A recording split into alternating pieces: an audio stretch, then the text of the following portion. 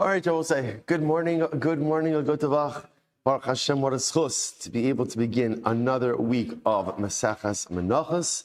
Begin by thanking all of our sponsors for this morning's share. To thank our Talmud Torah sponsors for the month of Adar, Haba Alina Latova, Benjamin and Elise Wall of Eretz Yisrael, for sponsoring all of the shiurim and drushos this month. We are proud to support the incredible worldwide work that the SOTC family does on behalf of the Jewish people. Incredible. Our week of learning sponsors for today, Paul and Kathy, week of learning sponsors for this week, Paul and Kathy Pollock in memory of Paul's grandfather, Samuel Pollock, Zechariah, Ben Zechariah Zichron Livracha. Our Daf Yomi sponsors for today, Ayala and Sarah Steinberg, in the schus of continued health for Shulamis Chana Bas Susha, and in Merit Hashem for an ultimate refuah shleim. We hope that in the merit of our Talmud Torah, all of them, Neshama Slav and Aliyah, the families in Nechama, all those in the refuah shleim together with Kol Cholei Yisrael, we should be zochei Merit Hashem to a week of Besoros Tavos for Am Yisrael and for Eretz Yisrael. But with that, let us begin. A really great daf ahead of us today. Today's daf is Mem Beis 42. We are picking up on Mem Aleph on Mem Beis 41b, 6 lines up from the bottom. Lamemra. So the Gemara says, is that to say, Lamemra, De'is Lehu Shiura? Sorry, this is Shiura. Is that to say that ultimately, again, Tzitzis has a minimum shear? So the Gemara says, the Gemara asks Kasha, Tzitzis, Ein Tzitzis El Yotze, Vein Tzitzis El Mashuhu. Ultimately, again, Tzitzis requires some type of strings to extend from the knots, but in general, all it requires is a mashu, even just a minimal amount. Ukvar Olu Ziknei Beis V'Ziknei Beis Hillel Aliyas Yochanan ben Beseira, and the elders of Beis Shammai and the elders of Beis Hillel went up to the attic, to the Aliyah, to the upper chamber of Yochanan ben Beseira, and ultimately Va'amru Tzitzis Ein Lo Shir.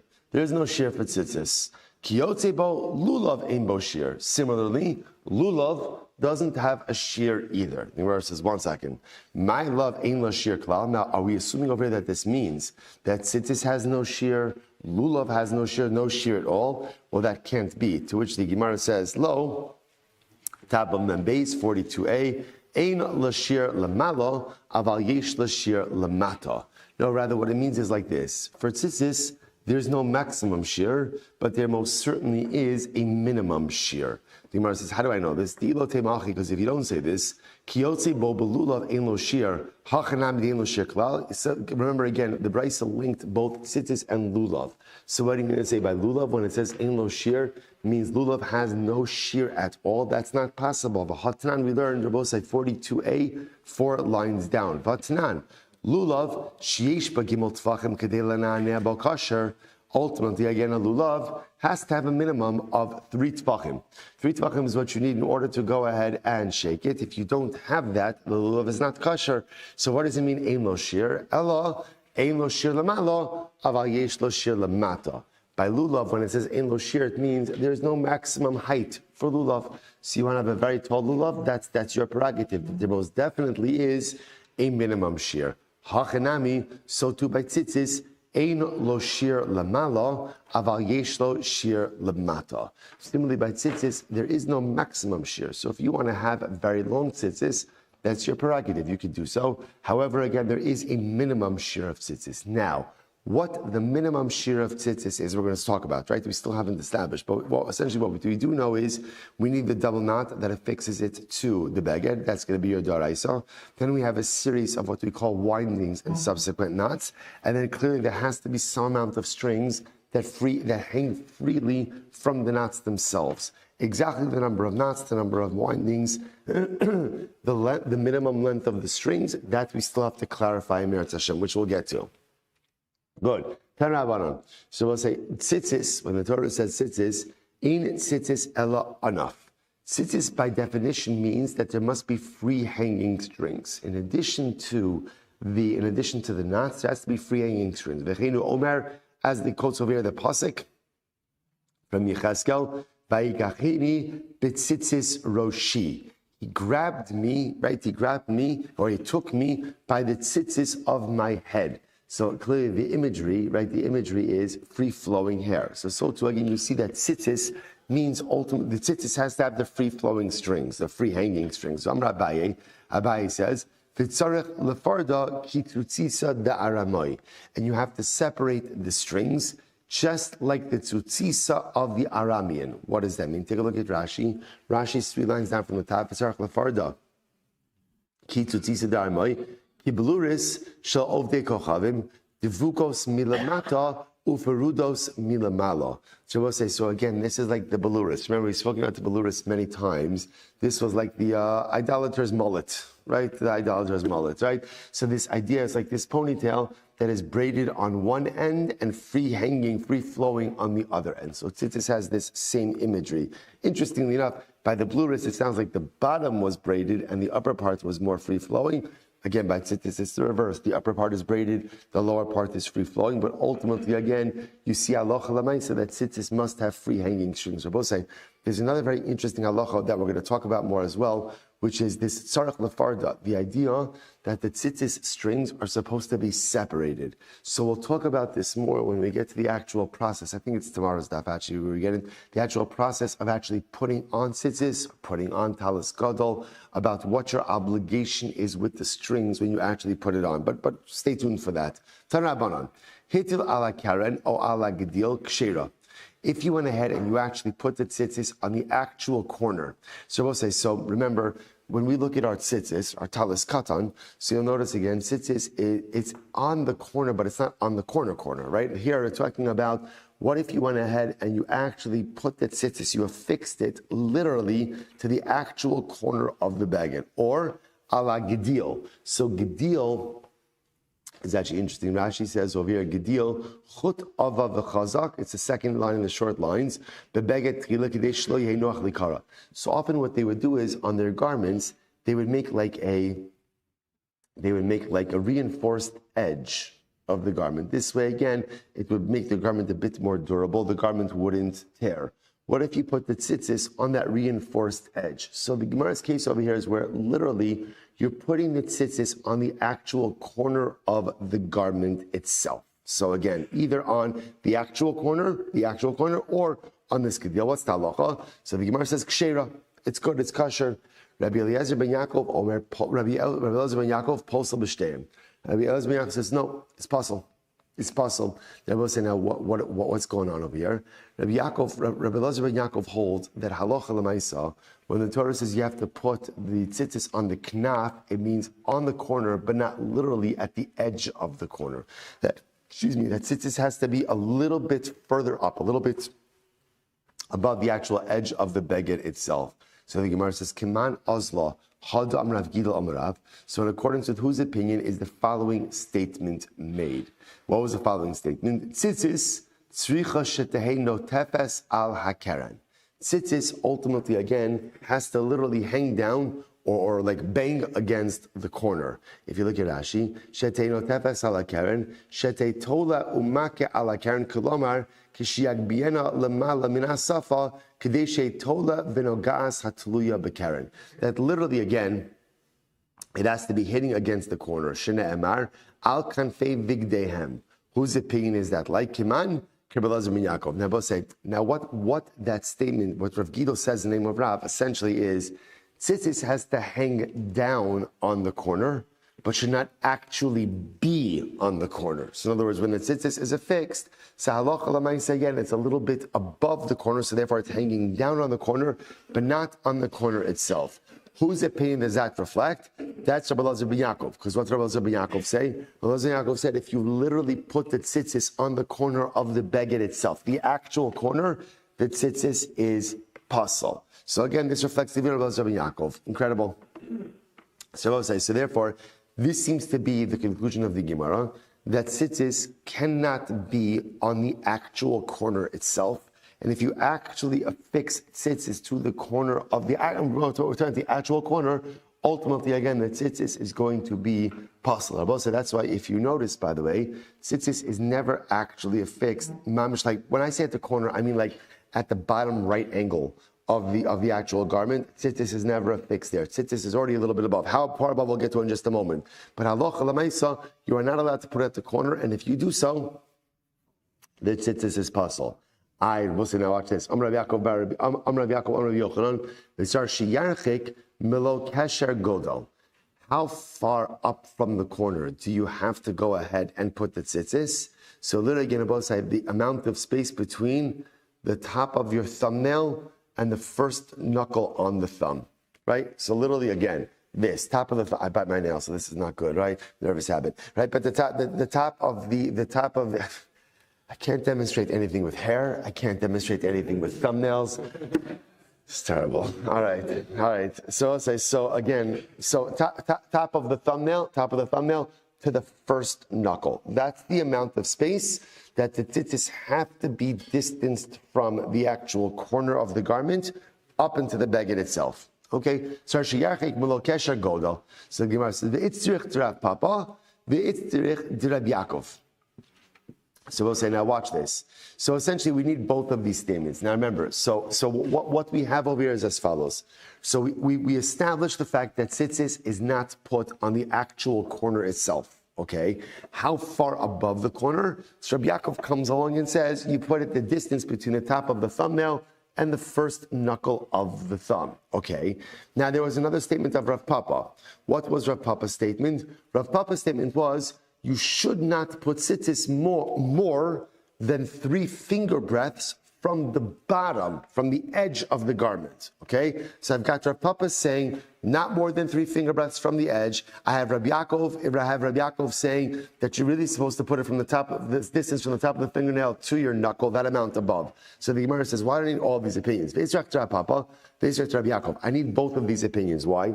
Di midrav Papa. Had we just learned Rav Papa, so therefore we'll say what?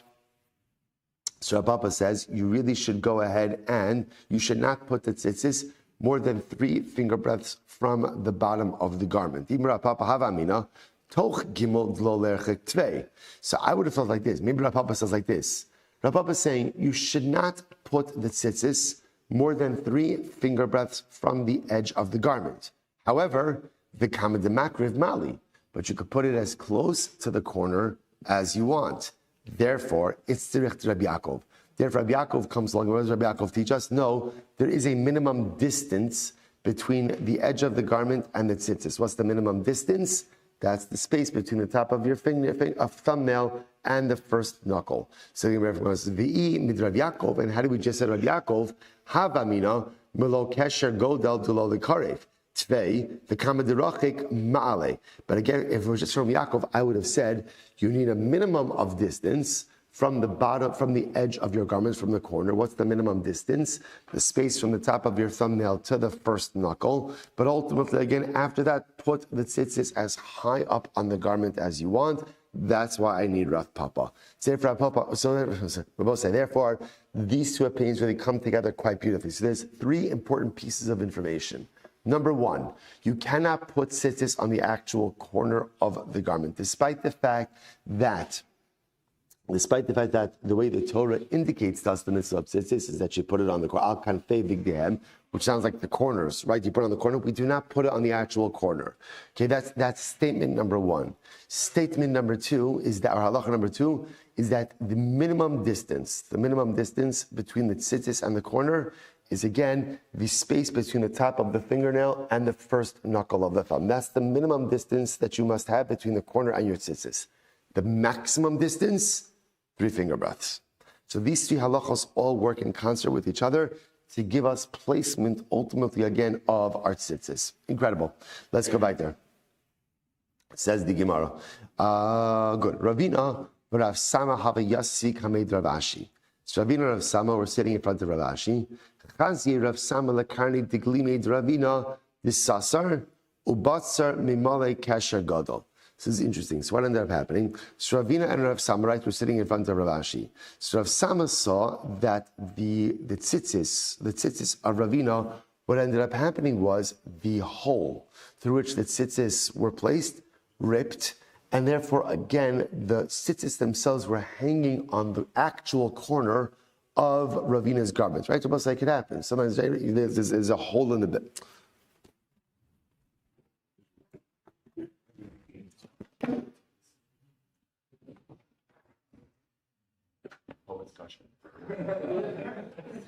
It's super embarrassing. It's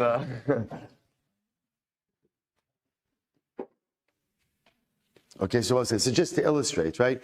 So just to illustrate a little bit. So remember again, you can see over here, we've got our tzitzis. Right, so just want to point out to you, right? So we've got our tzitzis. Again, we'll get into the shiurim a little bit, but actually, if you notice, pretty much, I'm not coordinated enough to do this, right? That's the space, approximately that's the space. If you notice, pretty much that's the space between the hole and the actual tzitzis. So it's put on the corner, again, within 3 finger breadth of the bottom, we're good to go. So we'll say, so here, what's happening over here is like this. So Rav Sama, let me go back for just a second. Ravina and Rav Sama were sitting in front of Rav Ashi, and Rav Sama saw that the hole of Ravina's tzitzis was ripped, and ultimately the tzitzis were hanging down. So the hole ripped, and as a result, Ravina's tzitzis were quite literally hanging on the corner of the garment. Okay, so what occurred? The Gemara says, so good. Amrlei lo savar lamar lahad Rabbi Yaakov. So interestingly enough, so Rav Sama said to Ravina, Ravina, don't you hold of Rabbi Yaakov? What did Rabbi Yaakov say? Rabbi Yaakov was the one who said that you have to have a minimum distance of the tzitzis from the corner, right? It must be a minimum distance of the length from the top of the thumbnail to the first knuckle. Amrlei b'shas asiya itma. Ravina says, of course. But that halacha actually is about when you actually make the tzitzis themselves. That when making the tzitzis and affixing them to the garment, there must be this minimum amount of space. If the tzitzis rips, if the hole rips, and therefore the tzitzis end up hanging down on the actual corner, Ravina posited that the tzitzis are still kosher. They're still kosher. Okay. Se'echsif, Rav Sama was embarrassed. Because obviously, again, he kind of called out Ravina for something that was not actually a problem. Amrli Rav Ashi, so listen to this, we'll say, Rav Ashi said, Lo taskif lach, do not be upset. Don't be upset with yourself. Why? It was incredible. Chad minayu kitrei minan. One of them is like 2 of us. Now, what does that mean? The one of them refers to the Jews of Eretz Yisrael. Right? Ravina was from Eretz Yisrael. So ultimately, again, Rav Ashi said to Rav Sama, don't be upset. Ravina's from Eretz Yisrael. He's an Eretz Yisrael Dika Jew. An Eretz Yisrael Dika Jew, one of them, one Eretz Yisrael Jew, is like 2 Chutz La'aretz Jews. So in other words, look, he's sharp, he's very smart. So don't feel bad about yourself. Unfortunately, again, it's a situational reality that being in Galus, we're just different than the Eretz Yisrael Jews. Incredible. Rav Acha bar Yaakov, Rami Arba. So we'll say, now the Gemara is going to get a little bit into the actual tying of the tzitzis itself, specifically the number of strings. So Rav Acha bar Yaakov would use 4 strings. He would take 4 long strings, insert it into the hole in the baguette. V'ayif lahu me'af u'ma'ayah lahu beglima. He would fold them over, and then he would put them into the garment. So we'll say, so again, 4 long strings, insert it into the baguette, fold it over, and now you have 8 strings. That's how he would make tzitzis. Va'avik lahu mevak, and then he would knot it. Kasavar ba'inen tamniya beglima. Because he felt that halacha l'maisa, you had to have 8 strings altogether, right? Because you take 4 long strings, fold it over, you've got 8 strings in order to be in fulfillment, ultimately, again, of gedil gedilim b'makom psil, as you saw before. Rabbi Yirmiyah Midifti, Rabbi Tamniya, Rabbi Yirmiyah Midifti said he actually took 8 strings, inserted 8 strings into the baguette, de'enu shissar, ultimately, and that folded them over, making 16 strings below avik lahu, and ultimately, again, he did not knot it. Marbri Ravina avid kididan. Marbri Ravina conducted himself like we conduct ourselves. We'll say, what do? We take 4 long strings, ultimately, again, insert it into the baguette, fold it over, and that's how we have 8 strings on the tzitzis. And that is what we do halacha l'maisa. Incredible. Rav Nachman ashkechei Rav Acha Rav Ada bar Abba. So Rav Nachman saw Rav Ada bar Abba Rami chutei v'kamevarich lasos tzitzis. Okay, I will say this is now a great sugya that's going to carry us pretty much for a good part of the rest of the Gemara. So watch this. So Rav Nachman saw Rav Ada bar Abba making tzitzis. And he saw that when he was making the tzitzis itself, he made a bracha. What's the bracha over making tzitzis? Baruch atah Hashem Elokeinu melech haolam, asher k'shav v'tzivanu, lasos tzitzis. Made a bracha. Okay, so this is great. So Amrlei Rav Nachman said to Rav Ada, "My tzitzi shamanahachi." What's all this tzitzi? What's all of this tzitzis that I hear chirping around over here? So in other words, he was shtucking him a little bit, right? It's like, what are you doing? Why are you making a bracha when you're making tzitzis? Amarav. Sorry, my tzitzi shamarachi. After Amarav, tzitzis ein tzricha bracha. So ultimately, again, Rav Nachman said to Rav Adabarava, what are you doing? Rav said, there is no bracha that is made upon the actual creation of tzitzis. You make a bracha when you put on tzitzis, but there is no bracha that is made upon the creation of tzitzis. Okay, so we'll say that's the end of that discussion. Kinach nafshed Rav Huna, when Rav Huna passed away, al Rav Chisda. So again, so just the part to remember about this is Rav Paskins that halacha l'maisa, you do not go ahead and make a bracha on tzitzis. Okay, that's the part to remember in all of this. Kinach nafshed Rav Huna, when Rav Huna passed away, all Rav Chisda lemirma d'Rav Adarav. So Rav Chisda walked into the base medrash. The boss saying, now the Rash points out over here, what does the death of Rav Huna have to do with this shir that Rav Chisda is going to give? So the Rash points out, Rav Chisda was Rav Huna's successor as Rosh Yeshiva. So Rav Huna died, Rav Chisda walks into the base medrash in order to go ahead and give shir. What was his first shir? Lememra d'Rav Adarav.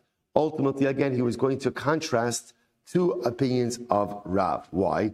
Umi amarav ein tzitzis ein tzarich bracha. So Rav Chisda said, is that true? That Rav holds that you don't make a bracha on making tzitzis. I v'hamarav you don't amarav. But I will say, watch this. How do we know that if a guy, if an akum made tzitzis, that the tzitzis are possible? Shne'emar daber el b'nei Yisrael v'asu lahem tzitzis. Because Baruch Hu says to Moshe Rabbeinu, speak to the Jewish people, and they will make for themselves tzitzis. B'nei Yisrael ya'asu v'lo ovdei kochavim ya'asu. Jews make tzitzis, non-Jews don't make tzitzis, and therefore, again, if I get a non-Jew to make me tzitzis, ultimately, again, the tzitzis are invalid. So the Gemara says, 1 second. Behind my room, yo. So first of all, what exactly, I don't understand, how is that a contradiction to Rav? I don't know what I was say. So Rav said before that ultimately, again, you don't make a bracha on making tzitzis. Now this second statement of Rav is that an akum can't make tzitzis. How is that a contradiction? So watch this. Rav Yosef, Kasava Rav Chisda, so Rav Chisda held, again, Rav Chisda held, listen to this. Kol mitzvah shekshera ba'ovei kochavim b'Yisrael ein tzarich levarich. Any mitzvah that an akum can do, any mitzvah that an akum could do, ultimately, again, a Yisrael doesn't make a bracha on it. Okay? Now watch, we'll play this out. Kol mitzvah shepsula ba'ovei kochavim, we'll say end of the first wide line, 42a. Any mitzvah that ultimately, again, is that an akum cannot do, b'Yisrael tzarich levarich. A Jew has to make a bracha on it. Again, the boss says, so watch this. Rav Chisda is espousing a rule.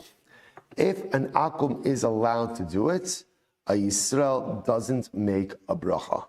If an akum is not allowed to do it, a Yisrael makes a bracha, which, by the way, makes a lot of sense. Why? Because generally, what's the text of the bracha? What's the text of the bracha? Asher kiddushanim zasav v'tzivanu. You commanded us. So again, if an akum could do it, a Yisrael can't say the bracha. If an akum can't do it, a Yisrael can't make the bracha. Okay, so the Gemara says, now again, I will say, so now we understand the contradiction. What was the second statement of Rav? Second statement of Rav ultimately, again, was that halacha l'maisa, an akum can't make tzitzis. If an akum can't make tzitzis, then according to the rule, then what? That means only a Jew could do it. If only a Jew could do it, then what? Then what? Then you should make a bracha. In which case, again, why did Rav say that when you make tzitzis, you shouldn't make a bracha? That was the contradiction that Rav Chisda was highlighting. Gemara says, hold up. Is that rule true? Is that rule true? Klolahu, is that true? V'hari mila. Okay, so we're going to get to some really interesting cases over here. What about bris milah? Dikshira ba'ovei kochavim. Wow. An akum could perform a bris milah for a Jew. Gemara says, listen to this. Brisa says, Ir she'em barofe Yisrael, v'yesh barofe Aramoy, v'rofe Kusi. So we're going to watch this. Let's say there's a city where there's no Jewish doctor. Impossible, right? But what happens? Really what happens is the Jews got better job offers in a different city, right? That's right. So you have a city where essentially there's no Jewish doctor, right? There's no Jewish mall there. So now what do? Right? There are Jewish children. So now, interestingly enough, who do you have? You have a Gentile doctor and a kusi doctor. Now, again, I'll say, remember again, Gentile, kishmo kenu, is a Gentile, right? Not Judaically challenged, Gentile, right? What's a kusi? So remember again, I'll say, when we have our kusi, every night, kusim, remember again, very quick Jewish history lesson. Shalmaneser, the king of Ashur, exiled the 10 tribes. He had a very good strategy. He understood that the way to prevent vassal states from rebelling is remove them from their own home turf, remove them from their sovereign soil. So what he mixed up, essentially, again, the entire Middle East. Supposedly, it's had a lot of ramifications. That's why, according to many opinions, even there's a biblical prohibition about returning to Mitzrayim, returning to Egypt. So according to many opinions, that prohibition doesn't apply today because the Egypt of today is not the Egypt of biblical times because Shalmaneser mixed everyone up. In any event, he took these people from a place called Kusa and he resettled them in the area where the 10 tribes were living.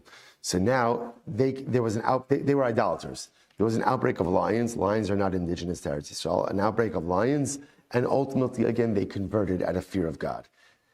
Their conversion was always suspect. Was it a true conversion? Not a true conversion. They were found to be worshiping idolatry afterwards. Also, furthermore, they weren't really committed to Torah. They did certain mitzvahs, didn't do other mitzvahs. So in general, their status is always in doubt. It's an actually interesting case. So you have a city where there's no Jewish doctor, no Jewish mall, but yet there are Yiddish kinder, right? There are Jewish children. They need a bris milah. So now you have 2 doctors, a Gentile doctor and a Kusi doctor. Who should do the milah? So the Gemara says, so what's the halacha? Yesh Rav Arai ve'Rav Kusi, Yamu Aramai ve'al Yamu Kusi divrei Meir. Rabbi Meir says, let the non-Jewish doctor do the milah and not the Kusi doctor. And again, I will say, what's the logic? What's the logic? Because it doesn't sound, I don't know, I would have thought just the opposite. The Gemara says, no, why? Because listen to this. When a Gentile doctor does the milah, what's his intention? What's his intention? For whatever you tell him to the intention to be. Why? Because he has no competing agenda, right? In other words, there's no mitzvah of milah by a Gentile. So even if he's an Obed Avodah Zarah, there's no milah by Avodah Zarah. So because of that, I don't have to be concerned that he has in mind for idolatrous purposes because there's no parallel mitzvah by idolaters. Kusi is problematic, right? Because Kusi does have milah. Does he have in mind for HaKadosh Baruch Hu? Does he have in mind for his Avodah Zarah? Therefore, Rabbi Meir literally says better to use the Gentile doctor than the Kusi doctor. Rabbi Yehuda says no. Kusi v'lo amar. Rabbi Yehuda says no because a Kusi at least is still. He's in the ballpark for Yiddishkeit, right? Again, it might be have certain issues, but he's there. Fundamental machlokes. Point is over here, according to Meir, you could have a non-Jew. Again, obviously b'diavad, but b'diavad, you could have a non-Jew do milah on a Jewish child. He had to both say, what do you know by milah? B'Yisrael, tarach l'barech, right? And yet, but when a Jew does milah, what do we have? We have a bracha. Da'amar mar, hamal mevarech, Baruch Asher Kiddusham Tzivanu Al Hamilah. Yet we know that again, Abba say the person doing the milah makes a bracha. So we'll say, what do you see from here? It's a contradiction to Rav Chisda's rule. Rav Chisda set a rule. Rav Chisda's rule was if a non-Jew can do it, a Jew doesn't make a bracha. Not true. Milah is a perfect example of this. What's the right? So what do you see? I'm going to say, by the way, even according to Rabbi Meir, according to Rabbi Huda, who says that it's better to use a Kusi than a non-Jew, that's because why?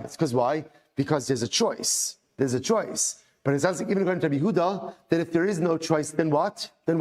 You have the non-Jew do it. So we'll say, what do you see from here? Here's a case of where if a Jew were to do a milah, he would make a bracha. But if there is no Jew, the akum does it. So you see from here that the Rav Chisda's rule is incorrect. To which the Gemara says, 1 second. Again, this whole thing is only about Rav. Rav mifsal pasal. Rav himself actually holds that an akum is not allowed to do a milah for a Jew. So ultimately, again, where do you find that if an Oved Kochavim does a bris, that ultimately, again, the bris is pasal? So the Gemara says, Daru bar papa mishmeid Rav Amar vi'ata es brisi tishmar. Ultimately, I guess, Rav says, you shall keep my covenant, which indicates to us that bris milah is only to be done by Jews. Rabbi Yochanan says, Himo yimo, Hamal yimo, only someone himself who is circumcised has the ability to perform circumcision on others. So again, halacha l'maisa. So we see over that according to these opinions, bris milah b'ayin akum ultimately again is going to be prohibited. So according to Rav, so remember this whole discussion is in accordance with Rav. Rav himself happens to hold that an akum can't do a milah. In which case, if that's true, then Rav Chisda's rule is preserved because according to Rav, right, an akum can't do a milah, and if Yisrael does a milah, then what's the halacha? He makes a bracha. He makes a bracha. So in that respect, ultimately, again, the principle itself is preserved. Sukkah mese'ele, tefillin havitiyuvdei. Sukkah supports the rule, tefillin refutes the rule. Let's analyze. Hari sukkah diksher ba'avei kohavim. So now watch this. A sukkah, who could build a sukkah? Who could build a sukkah? Anyone could build a sukkah, right? Even an akam could build a sukkah. The sanya, sukkahs of the kochavim, sukkahs nashim, sukkahs behema, sukkahs kusim, sukkah mikol makom kshera. So we'll say if you want to use the sukkah of an idolater, right? Or the sukkah made by women, because remember, women are exempt from sukkah. It's a mitzvah, sasesha, a time-bound mitzvah. Or even a sukkah that was built like as a stable for animals. Or a sukkah of a kusim. Any kind of sukkah is kosher. However, ubilvad, shetei misucheches kil chasa. Again, as long as what? As long as the schach is on it appropriately. That's all. That's all. And yet, it will be Yisrael in tzarich levarich. So we'll say, here's what's interesting. Now, so again, a sukkah could be built by anyone. Now, again, on both sides. Now, assuming, right, that it will be Yisrael in tzarich levarich. And ultimately, again, when constructing a sukkah, if a Jew were to construct a sukkah, what's halacha? Do you make a bracha upon construction? No. The sanya ha'os sukkah liatzmo. If a person goes out and makes a sukkah for himself, Omer Baruch Ato Hashem Elokeinu Melech Haolam Shechiyanu V'Kiyamanu V'Hiyanu Lazman Hazeh. And again, both sides. So here the Gemara is saying you make a shechiyanu on a sukkah. Now, by the way, that is true. We do that also. Just the difference is where do we do it? Where do we do it? Kiddush on the first night, right? That way, one shechiyanu devolves upon everything, right? It's on the Yom Tiv, it's on the sukkah. But technically speaking, one could even make a shechiyanu on their sukkah. Ubalei sheva, when you want to sit in the sukkah, Omer Baruch Ato Hashem Elokeinu Melech Haolam Asher Kiddushan Savitzivanu Leishev Basukkah. Ultimately, again, I will say, then what? But then when one goes in and sits in the sukkah, then you make the bracha of Leishev Basukkah. Ve'ilu la'asos sukkah lo mevarich. What's missing from this, Rabbi? What's missing from this? What's missing from this ultimately, again, is there's no bracha of lasos sukkah. There's no bracha on the actual construction of the sukkah itself. So again, I make a leishev sukkah when I sit in the sukkah. I do make a shechiyanu on the mitzvah of sukkah and the yom tov itself, but no bracha of lasos sukkah. So Rabbi say, that rule, right, this halacha actually supports Rav Chisda's paradigm. Why? Why? Because remember, who's allowed to make a sukkah? Who's allowed to make a sukkah? Anyone. So therefore, again, what did Rav Chisda say? Any mitzvah that anyone could do, ultimately a Yisrael doesn't make a bracha on it. So since anyone can construct a sukkah, therefore, again, there is no bracha of lasos sukkah. I will say, I just mentioned to you how beautiful it is to go ahead and learn a sukkah Gemara in the beginning of Chodesh Adar. So I will say, just to understand, this is like ridiculous hashkacha. Svarim bring down, I will say, what is the avoda of Chodesh Adar? Right, it's important to know because it's only what's today. Today's hay, right? What's the avoda ultimately again of Chodesh Adar? So we think Mishenichnas Adar Mar b'Misimcha Shkoyach, right? What? So what? Was get a head start on drinking? Some people get the head start already in Shvat. There's a lot of zrizos, you know. So the mice like what is the Mishenichnas Adar Mar b'Misimcha? Think about this. How does that manifest itself? So the Svarim writes something beautiful. The avoda of Adar is very simple. It's the name of the month. Adar is two words. Aleph, Dar. Aleph is HaKadosh Baruch Hu. Dar means dwell. The entire avoda of Adar is to recognize that HaKadosh Baruch Hu is everywhere. The Rebbe Shalom is everywhere. What was the whole avoda of Purim? Purim was a story where you look through the Megillah and HaKadosh Baruch Hu's name is not mentioned. You don't find God's name anywhere in the Megillah. Right? We don't know. The story goes through so many twists and turns. What's going to happen? The entire essence of the Megillah is that HaKadosh Baruch Hu is everywhere. That's Mishenichnas Adar Mar b'Misimcha. Rabosai, what's the greatest simcha in the world? The greatest simcha is when a Yid knows that HaKadosh Baruch Hu is everywhere. He's with me in the good times. He's with me in the difficult times. He's with me when he's apparent, and he's with me when he even looks invisible. Aleph Dar.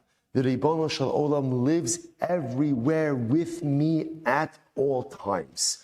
When you have that mindset, Ein Simcha Gedola Mizo. That is the greatest joy. That's Mishenichnas Adar. Listen to this. What does it mean, Mishenichnas Adar? Right? First of all, even that lashon. What is Mishenichnas? How would you translate that? When it enters. I will say, if it's talking about the month, what's the proper word? Not Mishenichnas, but rather what? Mishehischil. Mishehischil Adar. When I mean Mishenichnas Adar. Right? Mishehischil Adar. When Adar begins, Marbe Mesimcha. It's not it. Mishenichnas Adar. Nichnas means when you allow the yesod of Adar to enter into your neshama, Mishenichnas Adar, when Adar permeates your soul, when Adar enters into you, when you live a life and you say, I am an Adar Jew because I believe Aleph Dar, HaKadosh Baruch Hu exists and is with me everywhere. In my good times, in my challenging times, I go through nothing in this world alone. The Ribono Shel Olam is my partner in everything. Mishenichnas Adar, when Adar permeates and enters in your soul, Marbe Mesimcha. That's a simcha. That's joy. That's joy, knowing that I don't go at anything in life alone.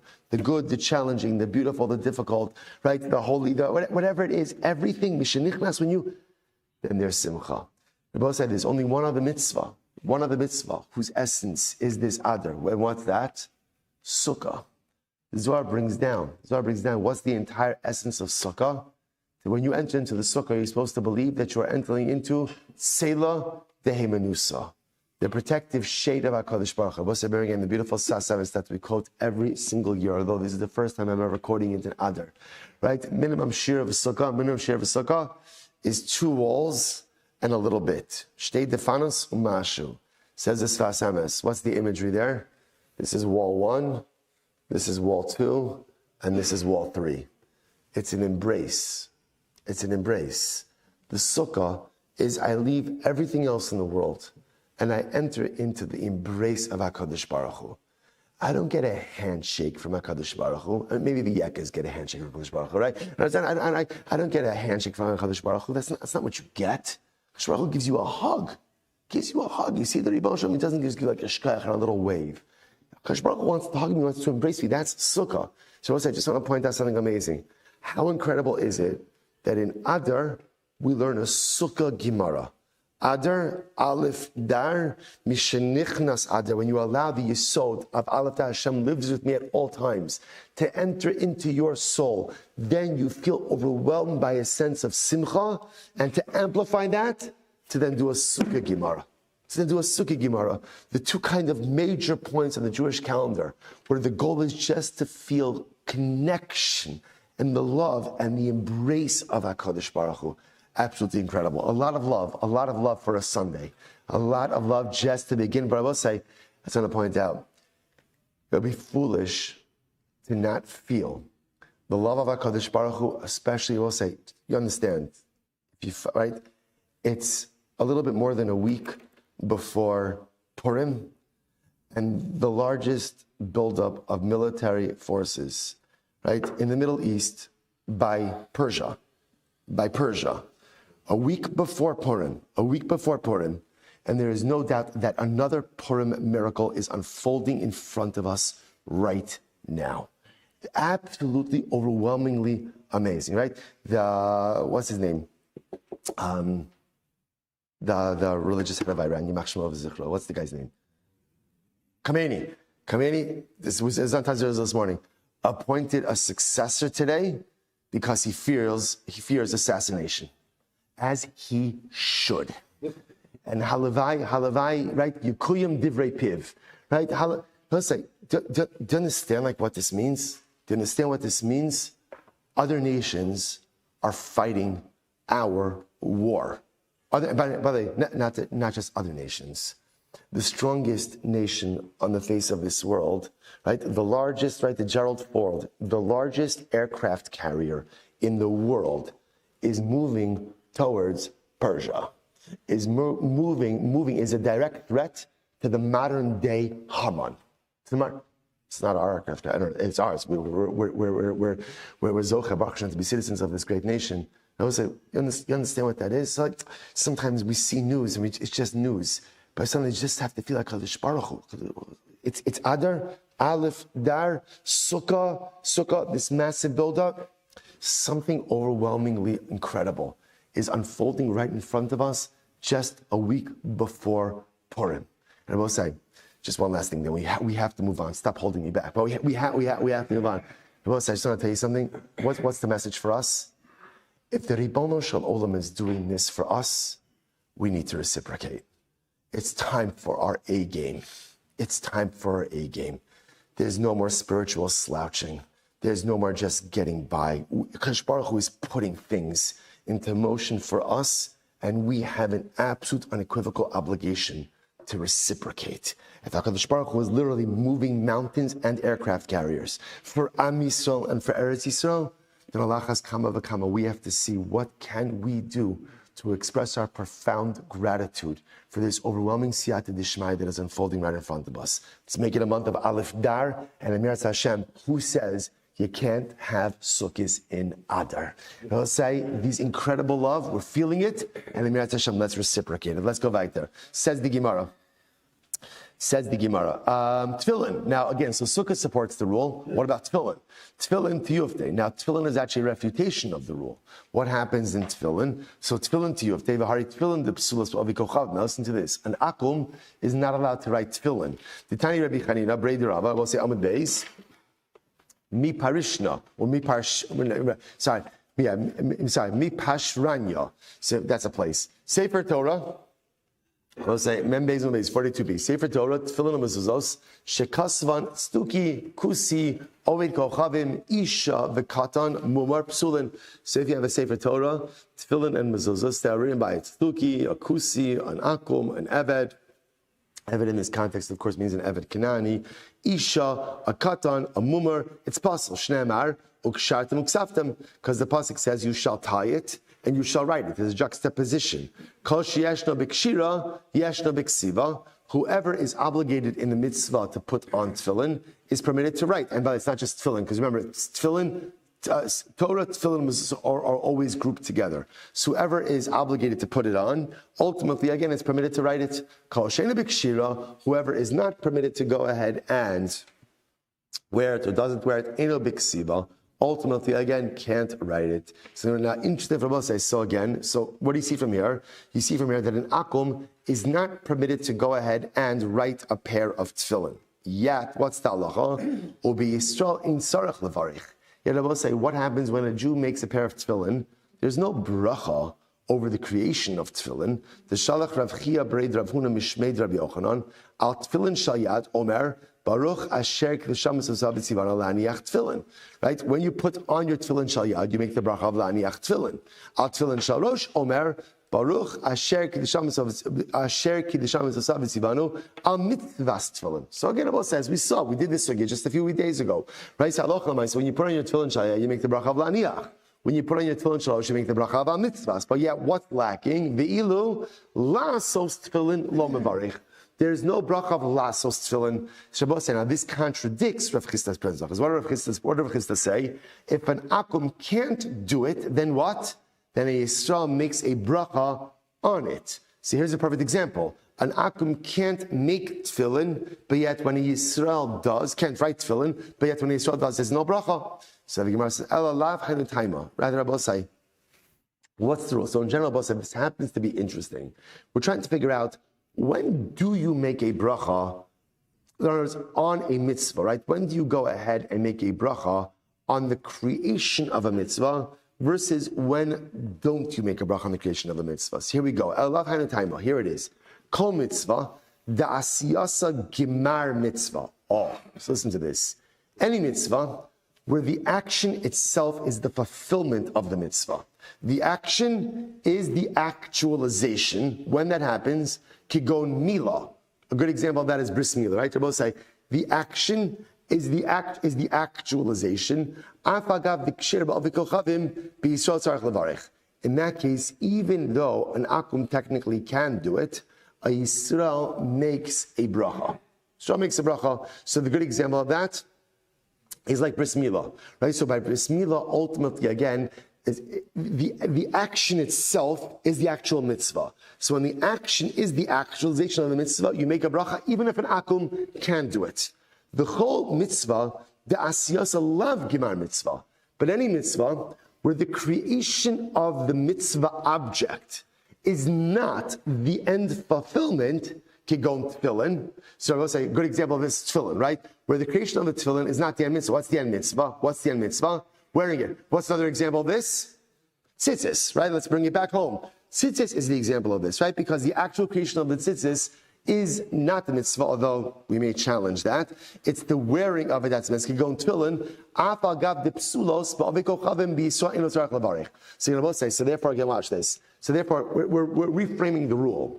When the actual performance of the action is also the actualization of the mitzvah, then whether an akum can do it or can't do it, a Yisrael makes a bracha. Example of that, bris milah. The action is the actualization. Therefore, halacha l'maisa, again, a Yisrael will make the bracha, even though technically speaking, an akum can do it. However, when the creation of the mitzvah object is not the end performance. Here it gives the example of tefillin. The creation of the tefillin is not the end mitzvah, right? It's what we call the hechsher mitzvah. Obviously, you need to create the tefillin in order to fulfill the mitzvah, but the mitzvah itself is the wearing of the tefillin. Ultimately, again, you don't make a bracha. Sukkah, another good example of that, right?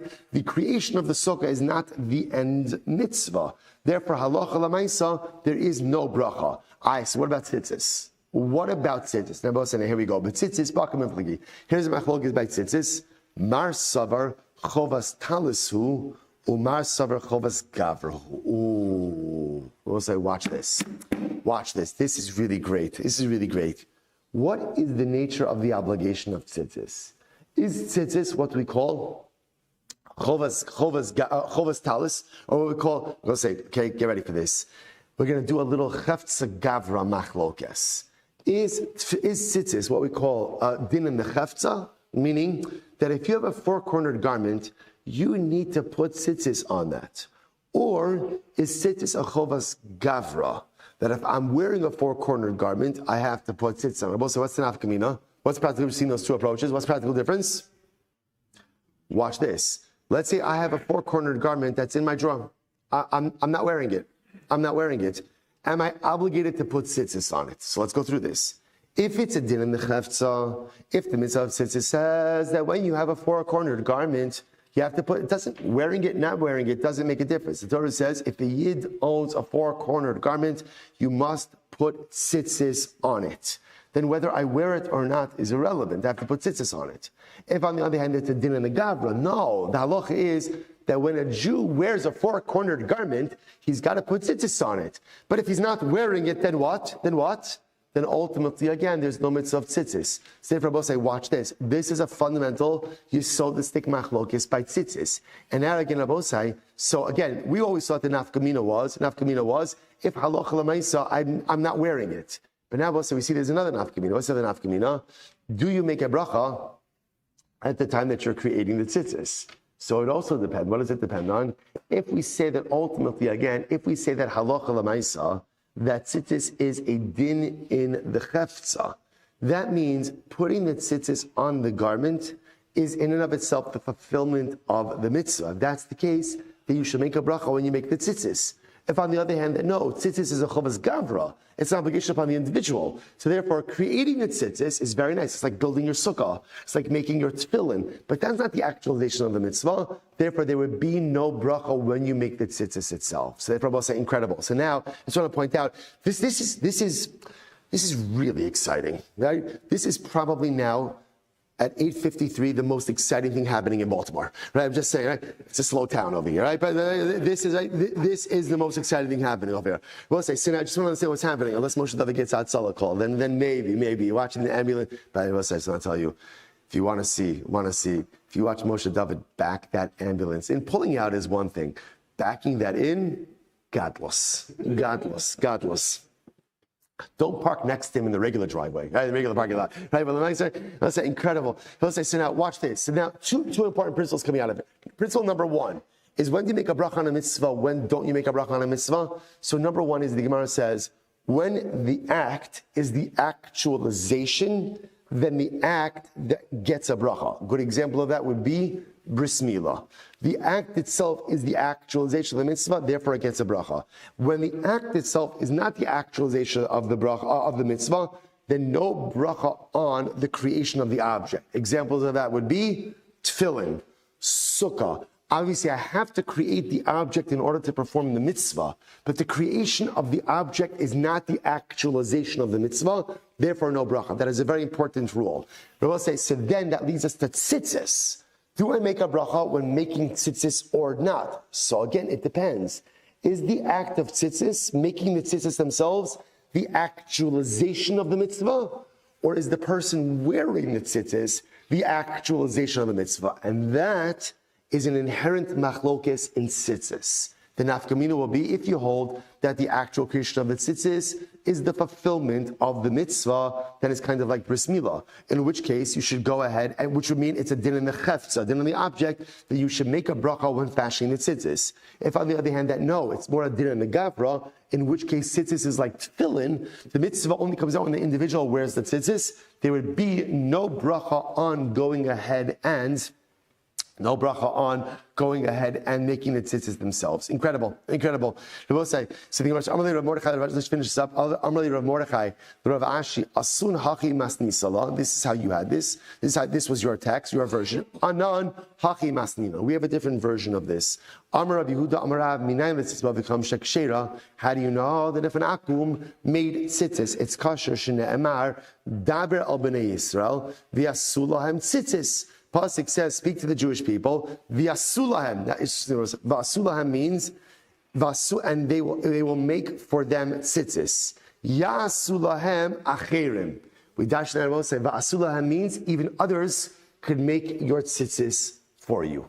Even others can make your tzitzis for you. Which Rabbi say in this alternate version, ultimately again, an akum is permitted to go ahead and make tzitzis. So Rabbi say, I just want to draw your attention. So therefore, what we have over here, we have to resolve: is tzitzis a din in the chefza or a din in the gavra? Is it a din in the object or is it a din in the individual? That's going to remain. That's going to remain outstanding for now. Rabbi say, but Allah Lamaisa, how do we paskin? Is an akum allowed to make tzitzis for a Jew or not? So Rabbi say, I put out on the WhatsApp chat. We're going to conclude with this today. A very interesting piece of the Shulchan Aruch. This is Siman Yudalid Halacha Aleph. It's on the chat. Tzitzis Shulchan Aruch Chaim Yudala Hilchos Tzitzis. Here it is. This is going to be very important. Reason you're going to see in just a second. Tzitzis Sha'asan Eino Yehudi Pasal. Pasal. So we paskin ultimately again that a non-Jew is not permitted to go ahead and make tzitzis for a yid. Why? Dichsiv daber el bnei Yisrael. Because the way that the mitzvah is phrased, as Hashem says, speak to the Jewish people, the asulam tzitzis. So the mitzvah is for us and for us only, and therefore if an akum makes tzitzis, ultimately again the tzitzis is going to be possible. Lafuke any Yehudi. Ultimately again this comes to go ahead and exclude any Yehudi. Now I want to point out something very interesting. What's interesting over here is halacha l'maisa.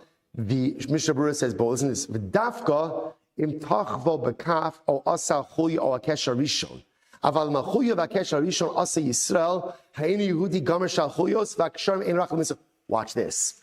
What is this so that a non-Jew is not allowed to make tzitzis? That refers to the act of putting the strings through the hole in the baguette and the first double knot. Oh, after the first double knot, if you want to have an akum complete it, then it's kosher.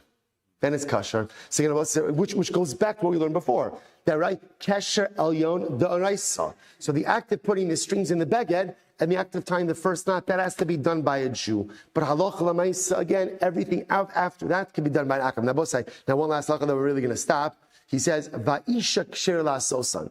Interesting enough, what about a woman? Could a woman make tzitzis? So the Mechaber paskins, yes. Why? Because it's dabrel b'nei Yisrael.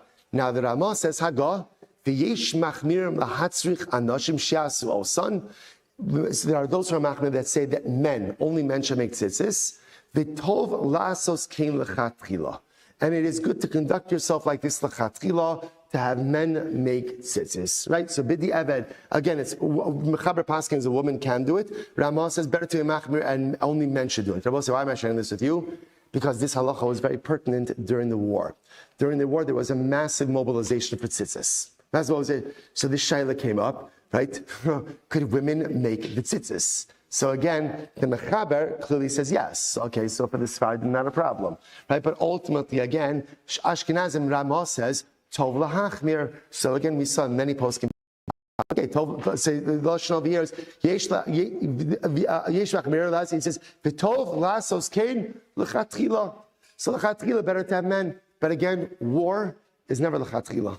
So therefore, again, I just want to point out, this is halacha l'maisa. You saw mass mobilization on Nashim Sidkanios, right? It might have been the first time in Jewish history, I think it might be, that there was ever such a mass mobilization of women making tzitzis. I don't know that it ever happened before in the history of our people. First of all, that there was such profound and beautiful demand, and also mass mobilization of women making tzitzis. So again, we pass it to now. You see the halacha is, although l'chatchila you would have men, but again, b'shas adchak, in a situation of need, which clearly would satisfy that criteria, if women can make tzitzis osai, what a start to the week. What a start to the week. Shkayach, everyone, to be continued tomorrow. All right, Chavazim, have a great day, everyone.